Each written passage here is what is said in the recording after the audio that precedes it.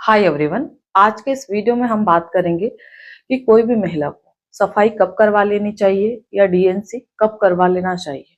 इसी के बारे में वीडियो में विस्तार से जानेंगे, तो वीडियो को पूरा देखें। तो आइए हम जानते हैं कि सफाई महिला कब करवाती है। जैसे कि किसी महिला को इनकम्प्लीट एबॉर्शन रह गया है या प्रेगनेंसी हटाने वाली दवाइयों का उपयोग किया है और वो मेडिसिन खाने के बाद आपका जो केस है पूरी तरह से 100% क्लियर नहीं हो पा रहा है। आप किट को 2 से 3 बार रिपीट कर चुके हैं डॉक्टरी सलाह के बाद में। उसके बाद में भी जब भी हम अल्ट्रासाउंड कराते हैं every time return product of conception उसमें शो हो रहा है, या फिर जैसे कोई ऐसी महिला है जिसका 2 ढाई 3 महीने में बच्चा खराब हो गया है, यानी कि महिला उस प्रेगनेंसी को कंटिन्यू तो कर रही थी बट किसी कारणवश अनफॉर्चुनेटली हमारा बच्चा खराब हो गया है, बच्चे की हार्ट बीट रुक गई या ग्रोथ रुक गई, तो ऐसे केसेस में भी हमें मेडिसिन ट्राई नहीं करनी चाहिए, क्योंकि जितने ज्यादा टाइम की प्रेगनेंसी रहती है उसमें रिस्क फैक्टर उतने ही ज्यादा हो जाते हैं, केस क्लियर होने के चांसेस उतने ही ज्यादा कम हो जाते हैं। तो अगर आपकी जो प्रेगनेंसी 2 मंथ से अबव यानी कि 2 महीने से ज्यादा दिनों की हो गई है, 8 हफ्ते से ऊपर की हो गई है, जैसे कि 10 हफ्ते, 12 हफ्ते, 14 हफ्ते, है ना, और किसी कारणवश आपको ब्लीडिंग चालू हो गई है या बच्चा खराब हो गया है, तो ऐसे में आपको किट नहीं लेनी चाहिए, डायरेक्ट सफाई करवा लेनी चाहिए। जिसमें कि क्या होता है, सफाई करने में सिर्फ हमें 15 से 20 मिनट लगते हैं अगर बड़ा केस है तो,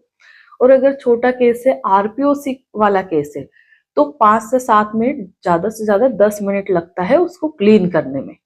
यहाँ पे कई सारे पेशेंट के सवाल आते हैं कि मैडम पेन कितना होता है, तो कोई उतना खास पेन नहीं होता है। अधिकतर डॉक्टर आपको सुन करके यानी कि एनेस्थेसिया दे करके करते हैं, कोई कोई डॉक्टर डायरेक्ट करते हैं, पर जो हमारी सर्विक्स रहती है बच्चादानी कम उस पे जाइलोकिन दे देते हैं, जिससे कि वो जहां हम उसको पकड़ते हैं फोर्सेप से वो सुन हो जाए तो पेशेंट को ज्यादा पेन नहीं हो। अगर डॉक्टर का हाथ अच्छा है, बहुत हल्का हाथ है, तो बिना सुन किए भी यानी कि बिना बेहोश किए भी आपको ज्यादा पता नहीं लगने वाला है। क्योंकि आप एक बात देखिए, अगर किसी महिला की नॉर्मल डिलीवरी है, ठीक है, तो उस नॉर्मल डिलीवरी में इतना ज्यादा पेन होता है। अगर नेचुरली वाली नॉर्मल डिलीवरी है, आजकल पेनलेस डिलीवरी भी हो रही है जिसको कि मेडिसिन के द्वारा दर्द का एहसास नहीं होता है और आपकी डिलीवरी भी नॉर्मल हो जाती है, पर वो मेडिकेशन के द्वारा होती है, ठीक है। पर जैसे अगर कोई महिला नॉर्मल डिलीवरी करा के आई है और उसके बाद वो डीएनसी करा रही है यानी कि सफाई करा रही है, जैसे कि पहला बच्चा हमारा नॉर्मल डिलीवर हुआ, दूसरा बच्चा किसी कारणवश खराब हो गया या जल्दी बच्चा रुक गया और हमें नहीं चाहिए, है ना, तो ऐसे में अगर वो पेशेंट हमसे पूछते हैं मैडम कितना दर्द होगा, तो जितना आपको नॉर्मल डिलीवरी में हुआ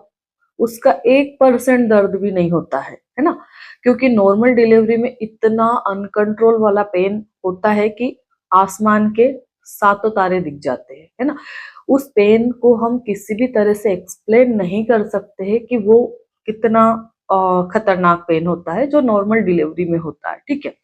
तो उसके कंपैरिजन में यहाँ पेन बिल्कुल 1% भी नहीं कहूंगी मैं। तो अभी हमने क्या जाना है कि करने में कितना टाइम लगता है, तो ओवरऑल 10 से 20 मिनट का टाइम लगता है, पेन बहुत माइनर सा होता है। अगर इसके बाद में हम परहेज की बात करें कि डॉक्टर हमें परहेज क्या करना चाहिए, तो कम से कम 15 दिन तक आपको हैवी वर्कआउट नहीं करना है, बहुत ज्यादा वजन नहीं उठाना है 5 किलो से ज्यादा, बहुत जल्दी जल्दी सीढ़ियां नहीं चढ़ना है, और बादी वाली चीजें नहीं खाना जो हमारे शरीर को फुला देती है, जैसे कि मक्के हो गई, है ना, सेमे की सब्जी हो गई, उड़द की दाल हो गई, बहुत ज्यादा खट्टी चीजें नहीं लेनी चाहिए 10 से 15 दिन। बाकी आप सफाई करवाने के दूसरे तीसरे दिन ही कंफर्टेबल रहते हैं तो आप अपना ऑफिस ज्वाइन कर सकते हैं, घर के काम कर सकते हैं, रोटी सब्जी झाड़ू पोछा, पोछा जो स्टैंड वाला आता है उससे लगाना है, जमीन पे बैठ के नहीं लगाना है। कपड़े आप मशीन से धो सकते हैं, ऐसे जो अपने डेली रूटीन वाले वर्क रहते हैं वो आप अच्छे से कर सकते हो, कोई प्रॉब्लम नहीं आती है। बट जो 3-4 परहेज मैंने अभी आपको बताया है उनको फॉलो करना चाहिए आपको 10 से 15 दिन। उसके बाद में ये काम भी आप धीरे धीरे शुरू कर सकते हैं। कई सारी महिलाओं को ऐसा लगता है कि मैं सफाई करवा लूंगी तो फिर मेरा ऑफिस छूट जाएगा, मुझे तो 15 दिन की छुट्टी नहीं मिलना है ना। तो ऐसा कुछ नहीं होता। जिस दिन आप सफाई करवा के जाते हैं उस दिन भी आप जिस भी अपनी गाड़ी से 2 व्हीलर से 4 व्हीलर से आए उस पर बैठ के जाना। शाम को जाके भी आप अपना रोटी सब्जी बर्तन वर्तन धो सकते हैं, कोई दिक्कत नहीं है। मतलब ऐसे जनरल काम आप बिल्कुल कर सकते हैं। आपको फुली बेड रेस्ट करने की जरूरत नहीं रहती है अगर आपको कोई अदर प्रॉब्लम ना है। तो अब हम बात करें कि हमें कब कब करवा लेनी चाहिए। तो जैसे अगर किसी का बच्चा खराब हो गया है, ज्यादा टाइम की 8 हफ्ते से ज्यादा की प्रेगनेंसी हो गई आपकी, इसके बाद में अगर आपको प्रेगनेंसी रुक गई है और घर में हम बता नहीं सकते हैं क्योंकि घर वाले पड़ जाएंगे पीछे कि बच्चा रख लो, पर हमें नहीं चाहिए, हम ज्यादा कोई कॉम्प्लिकेशन नहीं चाहते हैं। तो ऐसे में भले ही आपकी प्रेगनेंसी 6 हफ्ते 7 हफ्ते 8 हफ्ते की हो, आपको बार बार हॉस्पिटल नहीं जाना है, तो डायरेक्टली आप मेडिसिन ना खा के सफाई करवा सकते हैं। इसके बाद में अगर आपने किसी कारणवश